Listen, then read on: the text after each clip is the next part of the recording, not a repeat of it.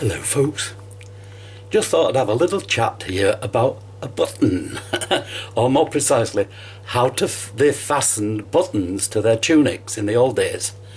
Most people thought that they sewed them on with cotton, you know, or thread, but they didn't. Any button that has a loop on, they used, let me show you what they did use. There we go. Huge button, got a loop, that's the actual cloth of what it was fastened to, and it was held in place by a piece of leather, look here.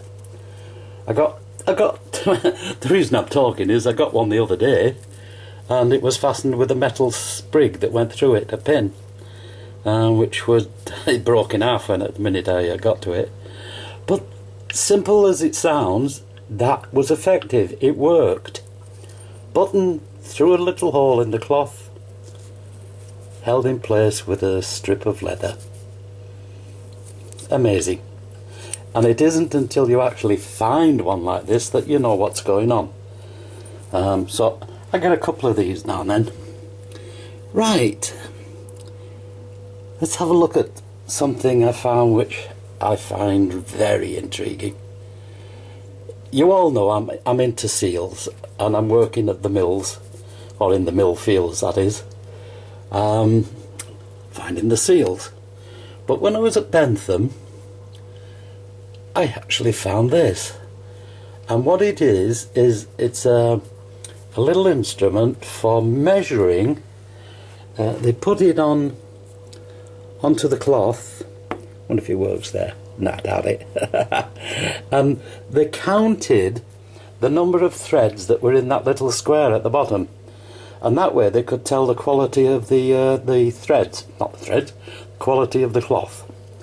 But it isn't something you find every day. But brilliant. It just went exactly with what I was looking for at the mills. Now, these things, you're looking round about 1800. George III, and it's always fascinated me with the money. 1779 pennies. That is a modern penny. Do you see it? And this is the size of a 2p piece in 1797. Absolutely ginormous. George III, DG di Grazia Rex. George III, by the grace of God, King. Now, there was an awful lot of tokens going around at the time, around the 1800s, and they just weren't worth the money. So Georgie, he thought, right, I'll do a cartwheel penny, which is exactly 1 ounce of copper, and that will be the value. 1 ounce of copper will be worth 1 penny.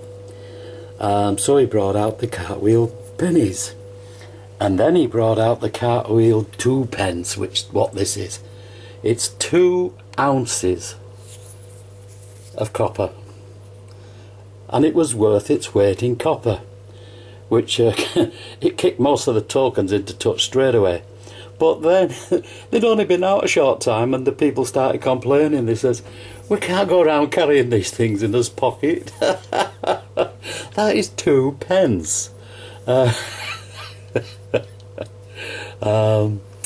So they went back to making smaller money, but these really are fascinating things.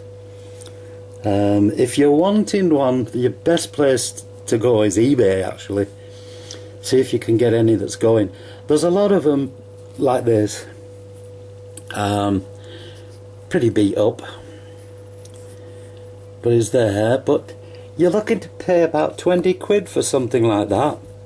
If you want a decent one, something like this, you're looking at about £60. They're not cheap, because they're still fairly rare. And somebody's had a go at this with a bit of cleaner, I think. It's the white bit that's still in it. Do you want a close-up look at these things? Let's see if I can give you a close-up. See right down the bottom, 1797. Britannia, there's Britannia. Oh, I'll give you a look at another one for that. And there's your George III Di Grazia Rex. Let's have a look at this good one I've got. Here we go. Because these are in circulation, it's virtually impossible to get one that's scratch free. And when you find them in the ground like I have, I've actually found these things. They're a bit grotty, they're not exactly like this. But I thought it might interest you.